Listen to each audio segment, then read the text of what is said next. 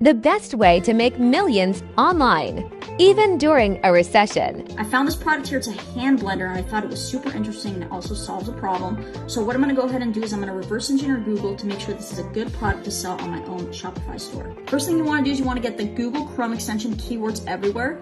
Go ahead and put in the keyword of the product. You want a minimum search volume of, 25,000. Here we have 27,000 searches per month for this particular product. After that, you want to go to the Google Trends to make sure that the product sells consistently throughout the year. You want to make sure that it never hits the bottom line and it's not seasonal, where it goes up and down and up and down. This is pretty consistent. From there, you want to go to Shopify so you can start building your own online store.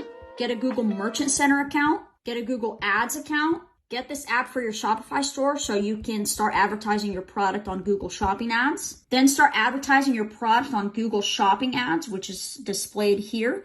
And then start making a bunch of revenue and profit selling products online. So stop wasting time and go make that money online, baby.